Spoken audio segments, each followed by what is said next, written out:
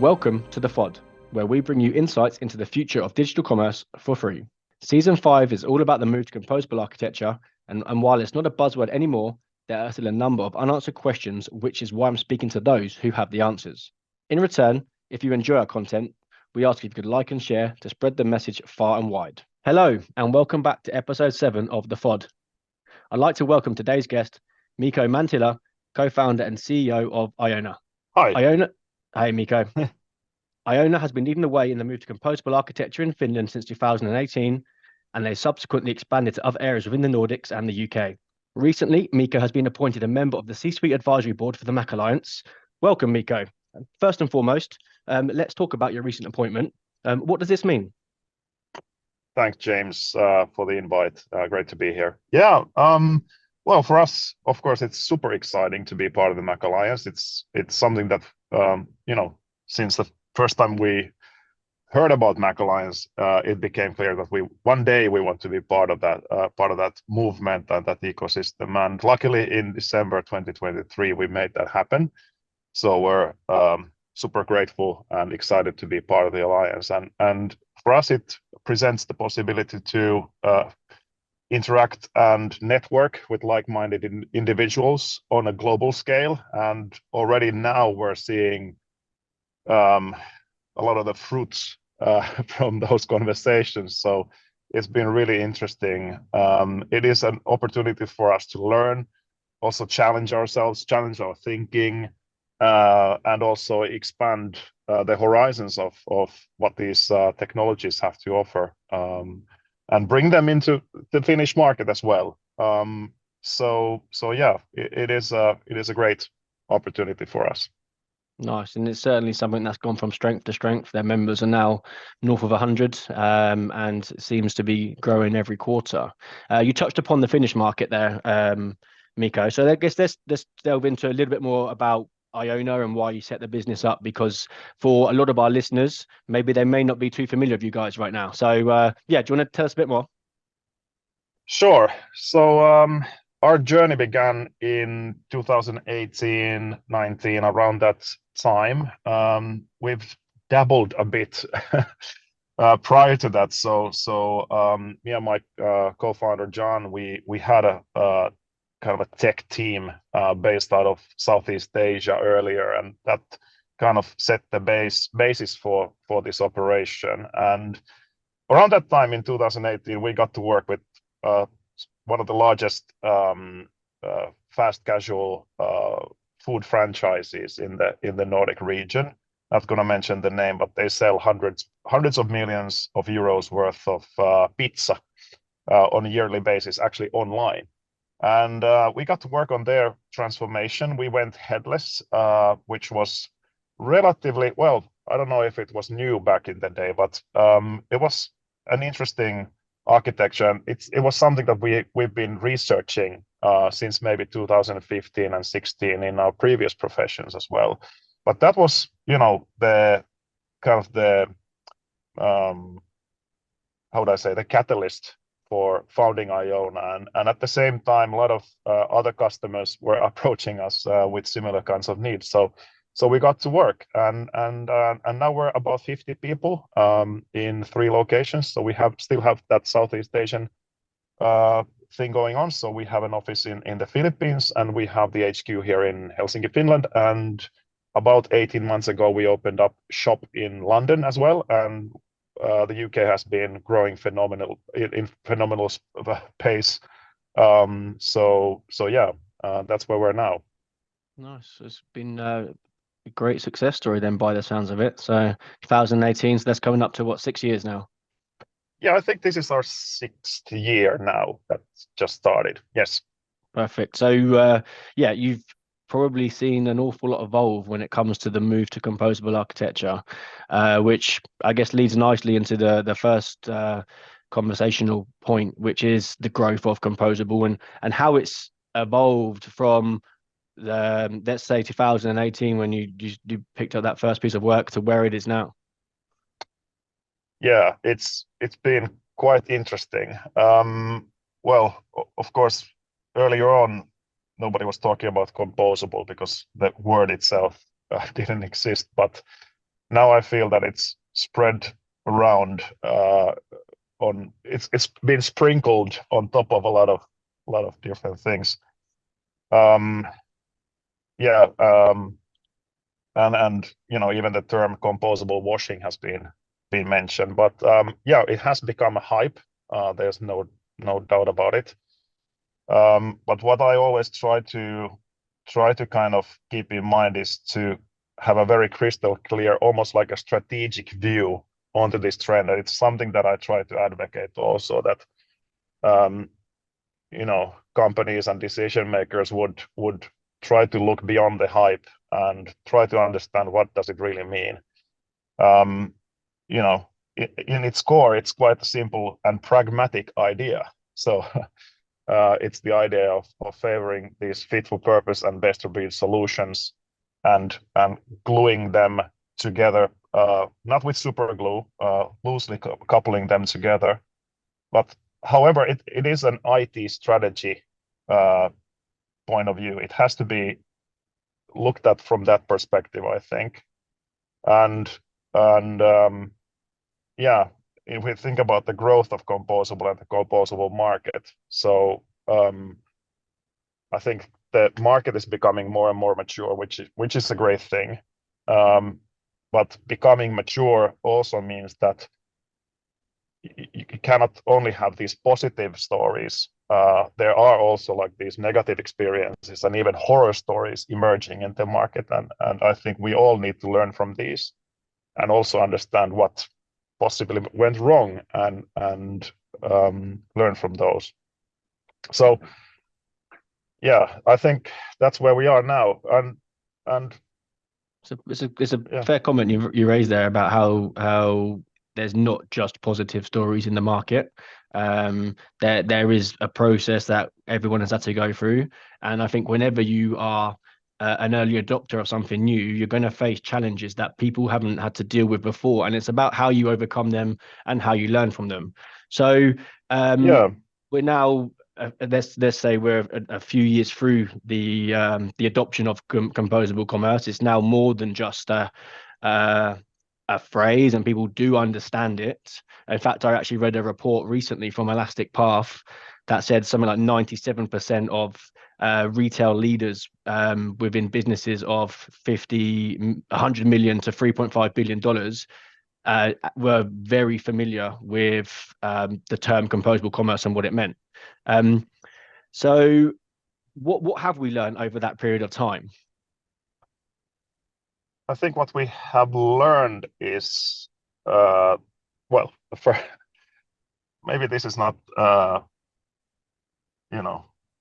great opinion to have, but it's also a fact that it's not necessarily for everybody. Okay. I do believe that the world is moving towards composability anyway. So it's going to come, it's kind of behind the curve, behind the corner for everybody anyway. But organizations really need to ask themselves, are they ready for it now? And most importantly, can they orchestrate it now? Can they orchestrate it in, let's say, in the foreseeable future? They also need to really, really understand what are the expected benefits of it and what could be the potential drawbacks. Where is the value? So what are the value drivers that we're trying to get out of this transformation? Because it's in its heart, it is a transformation anyway. So it's going to affect people's roles. Potentially, it's going to affect people's daily lives, the processes, everything like that. So what is our organizational and technological readiness to adopt these new technologies? What is our company culture? That's been an interesting finding also, because it might be that the organization culture is inherently risk averse. So then it starts from almost like educating, your peers, but also educating the procurement department, for example. And you cannot educate them on you have to educate these people on facts and the business drivers, the value drivers, the business benefits, the expected ROI that we're trying to get out of this transformation. So those have to be crystal clear.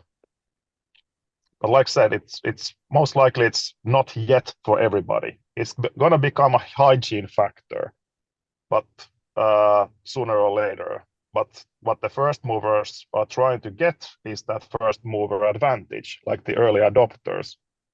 So that's what they are trying to do. So you have to evaluate if that's something you're ready to do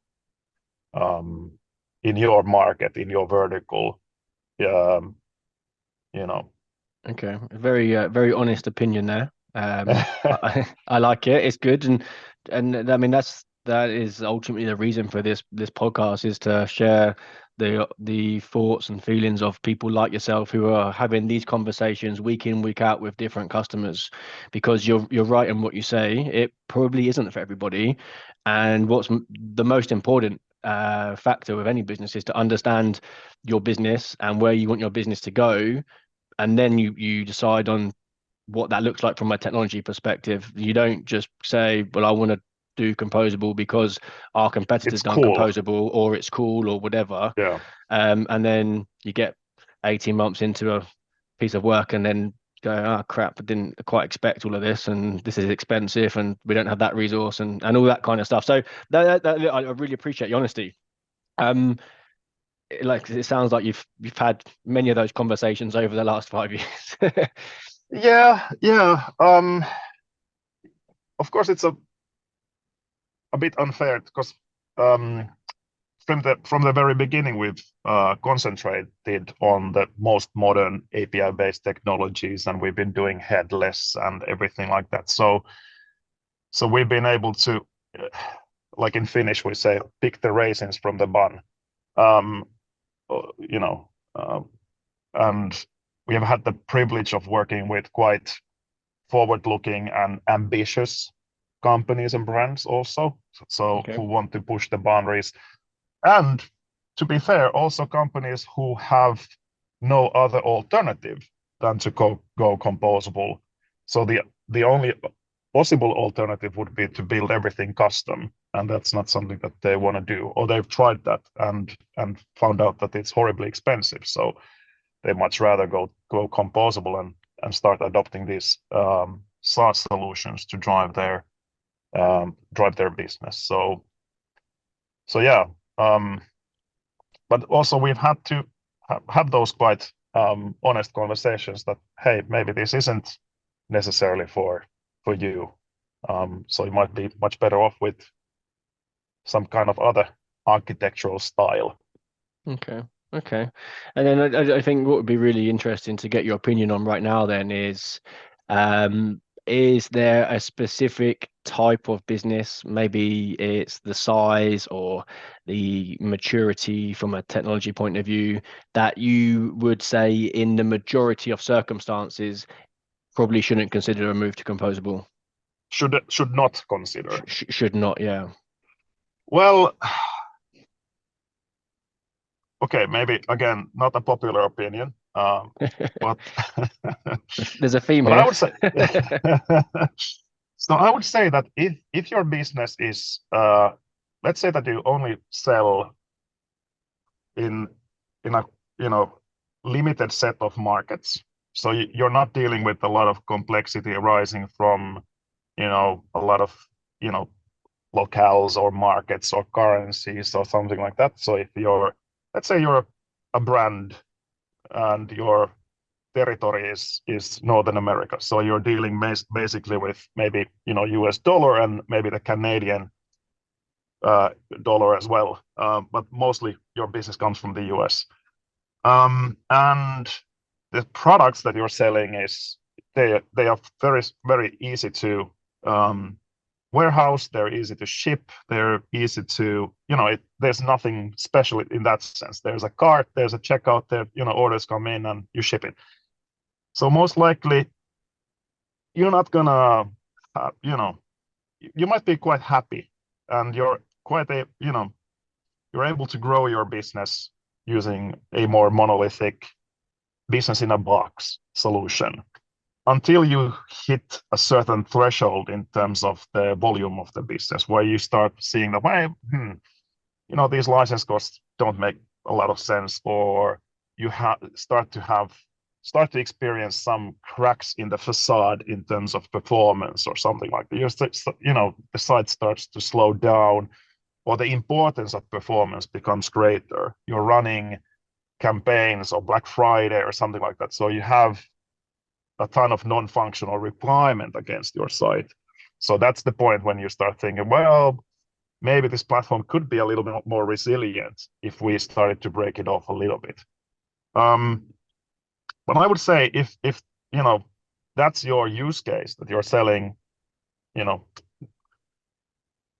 bars of soap and on a single currency, a couple of languages, no need for composable. Okay. So it's only when there's you need some sort of a trigger. That being said, if I was to start a company now from scratch, I would probably evaluate the composable approach anyway, just from the perspective of future-proofing things. So I think that's still a valid use case from that perspective. But I think I can imagine a couple of use cases where the brand or the merchant might not require this kind of an architecture style. Okay. But like I said, it's coming anyway for everybody sooner or later. So we're already seeing some of the established players like SAP, for example, try and break down their monolith. And I think if you spoke to somebody at SAP, they would probably argue that they are composable. If you spoke to anyone in the MACH Alliance, you'd probably argue that they're not really, because they're trying to decompose a monolith, which means it's getting more complicated as they try and separate it. So it's not necessarily you're not doing it from a business first perspective. It's a technology backwards perspective, if that makes sense. Yeah, correct. And well, then we start to step into the whole territory of what is composable and if it's just a marketing term that gets thrown out of, as it is now, Shopify saying that we have these components and it's component based and everything. But I think there's some truth to it. They have understood that this movement or this let's call it architecture style or IT strategy, whatever we want to call it, it makes sense, right? Otherwise they wouldn't be talking about it. Otherwise they would be completely against it, right?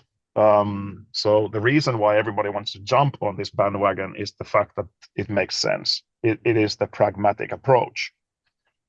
So that's why I believe these vendors don't have any other alternative than to actually start embracing composability and start splitting and decomposing their platforms, opening up their APIs and ensuring that the companies who want to adopt composable approaches can do so with any of these platforms.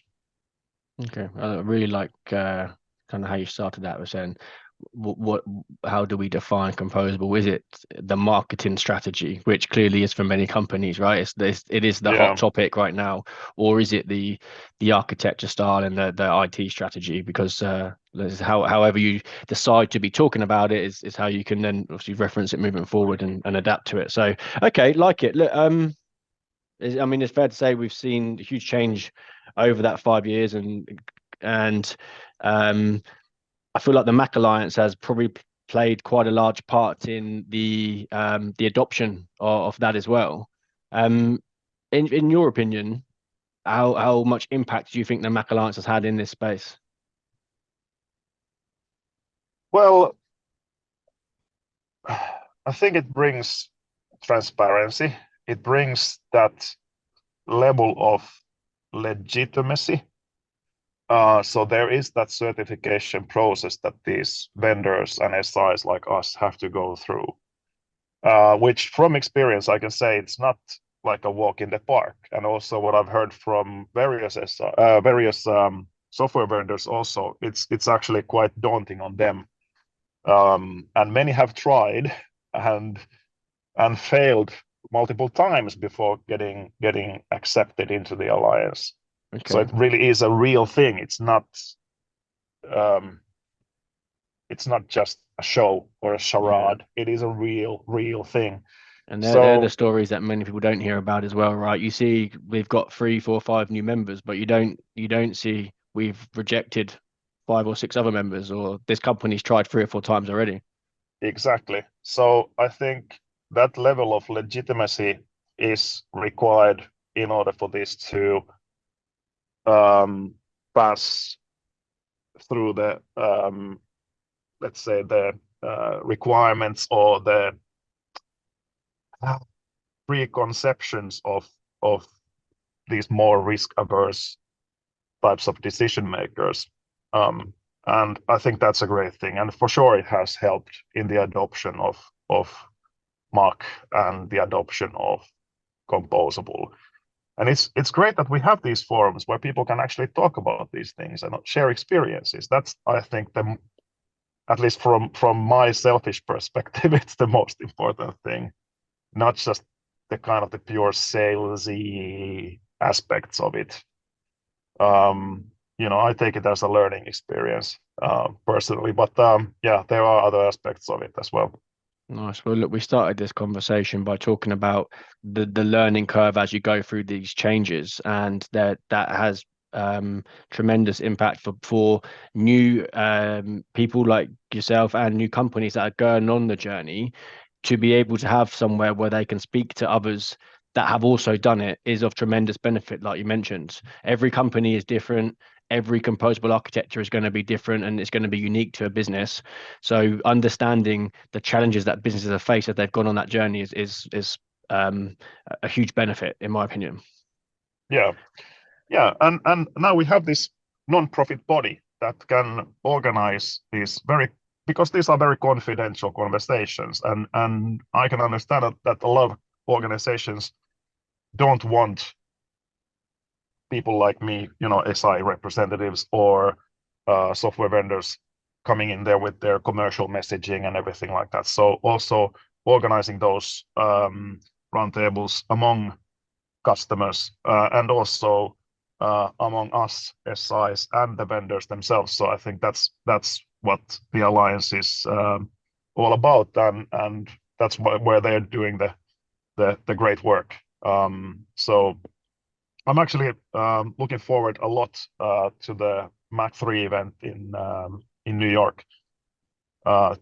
It's going to be the first time I get to experience it myself, so I have high hopes and going to be there well caffeinated and trying to end up in as many conversations as possible. So nice. Well, I've heard really positive things about the first 2 events, and I'm sure this will be exactly the same. Well, I think this episode will be being released in May, so perfect timing for the listeners to hear who you are and a bit about IONA before you travel there to New York and hopefully meet most of them. yes. So cool. Okay, let's move on to the next question. One of my favorite questions of this series. In your opinion, what is the number one reason why composable transformations fail? Yeah. Kind of the end result of a composable transformation might fail. I think if we think about what is a failure first, so I think the what constitutes as a failure in the transformation is that the business isn't getting what it was promised, right? So I think that's the biggest failure. Okay. So they were led on this journey, and on the other end of that tunnel, they're not getting what they were promised, right? So I think that's what constitutes as a failure, and then we can look into the different reasons why that has happened, right? So number one reason, or I can give you a couple of different reasons. So first of all, I don't think this kind of a composable commerce project or the implementation or program can be really acquired as a turnkey solution. So like you in your question, you're mentioning composable transformation. So it needs involvement from nearly all parts of the business, especially if it's commerce, because digital commerce touches on every single area of the business. There's supply chain, logistics, finance, legal. There's everybody. There's marketing, of course. There's the ecom team. There's IT. There's technology leadership. Everybody working together on that. So I think not if the main reason is that not enough time is spent on the discovery and really understanding what is it that the business needs or wants to do in the future, and what these new technologies also allow the organization to do and to achieve. And it might be because of that discovery piece fails might be because of the siloed nature of the organization or something else. So you need to somehow try to break those silos and bring everybody together. And it's not something that you can acquire off the shelf, I believe. So it resembles the adoption of composable commerce or composable technologies. It resembles a lot more of a custom build. It is much more of a tailored suit than something that you just go off and acquire and think that, okay, this is going to solve all of our problems. So you need to really look closely into each functional area almost. What is it that we want to do here? Do we want to remove manual work? Do we want to automate something? What can be automated? Is there an opportunity for AI to be applied here? These sort of things. And I think those are the most fruitful conversations that will then lead on to the business actually getting what they want and what they have been promised. Okay. I like the fact you started that with the discovery. Have you noticed that as companies become more familiar with the expectations for them on a move to on this journey, that getting everyone involved has become easier? I would say yes. I think organizations are a little bit more aware of the magnitude of these kinds of transformations, and they are by default more. They want to be more hands-on in that transformation, and I think kind of the discovery doesn't necessarily have a start and an end. So that discovery also it kind of it for sure has a starting point, but then there's a ton of discovery that goes on and goes on and goes on, and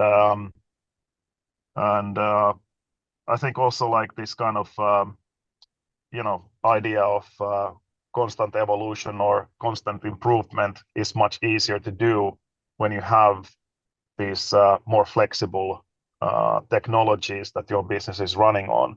So that also unlocks a lot of innovation also, and allows companies to rediscover and start challenging their ways of working, and start implementing better ways of working and more effective ways of working, and drive a lot more business results also. So yeah, have to understand the importance of that process and try to steer it into the right direction. Okay. Yeah. I mean, the reason I ask is because the majority of people that I've spoken to have all highlighted in one way or another the communication within the business or the ability to have the whole business bought into the change. So it's obviously a very big topic. And I mean, I imagine it's something that gets spoken about a lot, and over time that hopefully is now the norm. So that will continue to get easier because it's just expected that all of the stakeholders are aligned, no matter what side of the business you're in, everyone's saying the same message, and everyone across the company, no matter what department you're sat in, you're involved, because it's important that you are involved to have the successful transformation. So okay, cool. So the next question is, in your opinion, what are the top in your opinion, what are the top three things you would advise any end customer to do before starting their journey? Great question. And I think everybody is doing it. Either they're making a very conscious effort, or a bit of a more subconscious effort, looking into things, exploring the themes around composability. But I would encourage these end customers to do would be to be first and foremost quite open-minded. It is an evolving ecosystem with more and more market entrants. So I can completely understand that it's hard to navigate at first. But just take your time to do this kind of pre-discovery and research into the landscape yourself. Try to understand who are the players in the ecosystem, the bigger players, the niche players, and get to know them a little bit. Formulate your own viewpoint. Try to understand their viewpoint onto the subject. Speak on to both sides of the table, perhaps. People like us on the SI side, understand their strengths. What are they saying? And also the vendor side. And seek out these case studies. I think those are very powerful. Some reference implementations or cases or experiences from your vertical. Speak to people who have started to adopt these technologies in your own vertical, and really try to see beyond the sales pitches and the marketing materials, and really understand kind of the tangible business drivers and the expected benefits. So I think top three things from my perspective would be to kind of initiate your own little research project before launching a big RFP process, because you're going to be overwhelmed. So it's good to kind of start to chart out the map yourself first. Okay, so a big part of what you just said, that is kind of just researching and educating yourself, so you know what you're getting into. Yeah, so a bit of your own research, look into the case studies, and try to speak with other end customers who've gone through or are in the middle of their own transformation, and then look into the business drivers and the expected outcomes and benefits, and see if they match to the ones that you have identified yourself. Oh yeah, okay. The case studies point is one that's really interesting. It's one that, again, that a lot of people mention, but I feel as though it's often one that companies can overlook as well. For me, I think it's really important to speak to others in this space. We've already discussed it. It's not new anymore. There's many a person and many companies that have undergone this change of different shapes and sizes. I think it's absolutely fundamental to be speaking to people that have done it, understand what went well, but equally as importantly, what didn't go so well. What challenges did you face? And Joe, what if you were to do it again, what would you do differently? Yeah, absolutely. And I've noticed that people who who have experience in the composable space are quite willing to speak about their own experiences, not only just the SIs, but other customers as well. There's a lot of advocates. Also, MACH Alliance is a great resource in that. So you can reach out to MACH Alliance. They can facilitate that conversation. They can try to find a customer case study that is likely to be resembling the one you have. That's yours. And yeah, and I think that's pretty much in every case or opportunity or a process that we're involved in. We try to get customers talking to each other, and also the vendors are quite keen on linking customers speaking to their existing customers and share experiences and so on and so forth. So that's definitely something that you should keep in mind. You're not alone. Let's put it that way. Yeah, well, that's it. Yeah. I think that's a really important one. So, Bill, thank you. So next question then. Let's flip the script, and you're sat on the other side of the fence, Mikko. What's the number one thing that you would be doing before you decide to finalize on the SI that you use? That's a really, really good question also. I mean, it's something that I've been thinking about a lot. So what would I do if I were on the customer's shoes, and how would I try to pick the right SI? And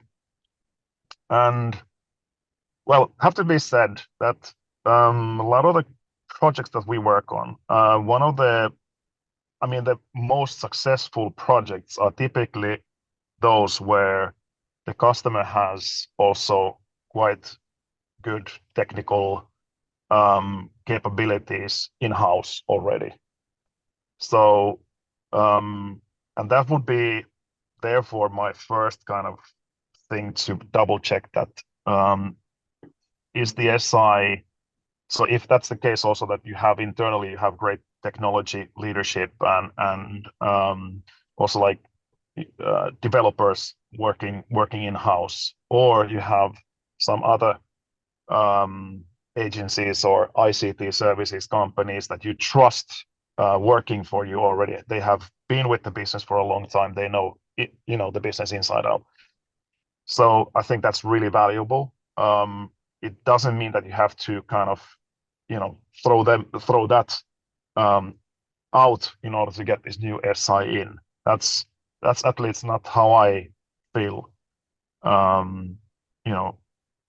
it should be done. So I would look into maybe even formulating this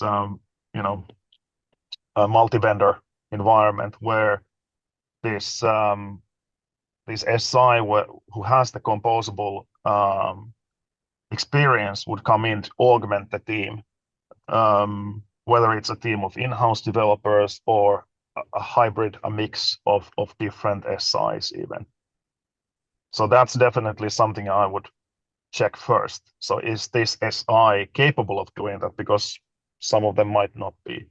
They don't work so well with others, okay, or they have a very predefined process that goes in a certain way. Of course, the next thing I would check is, are they part of the alliance? I think that's a stamp of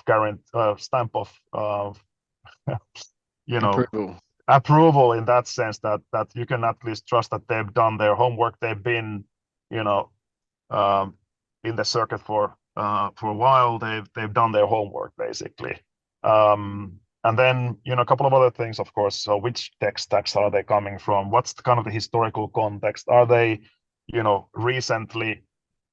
have they recently transformed from a monolithic company into favoring more composable approaches? What are the benefits in that, perhaps? So they might have great experiences from different verticals. They know, for example, the B2B manufacturing landscape really well, kind of the data landscape in that, or the IoT, or whatever that you're really looking for. It might not be that such a bad thing that they're coming from the kind of the SAP world or whatever, but really try to look at the strengths in that particular SI. But at the same time, you might not want to be a guinea pig. So you might not want to be their first Of course, every every SI is going to have their first Mhm. build, but you might not want to be the first one anyway, unfortunately. Okay. I guess where at the point in which we are now, you would hope that there are very few firsts. It may be there's a chance it could be a company's first, but you would hope that there were a number of individuals in the company that had experience and been through a number of these transformations. But Yeah, what? absolutely. And look, you can always get a slice. You know, you don't have to. I mean, if you have a very uh, good relationship with an existing SI and a partner who's been with you for a very long time, you've gone through, you know, all kinds of turmoil and turbulence, and you've come to the other side, and now you want to change your tech stack. You might just need a bit of acceleration here and there. So that type of consultancy is also available. So just, you know, um, ensuring that your transformation goes smoothly.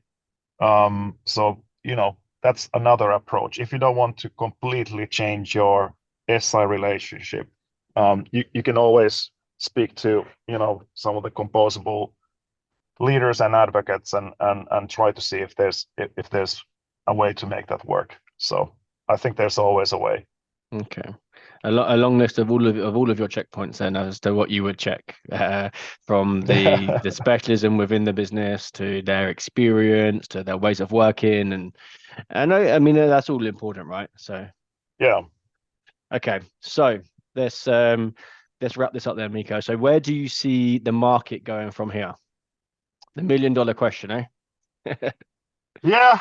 I already know what my my next business is going to be. Well, joking aside, I don't know where we actually are on the, you know, the Gartner hype cycle.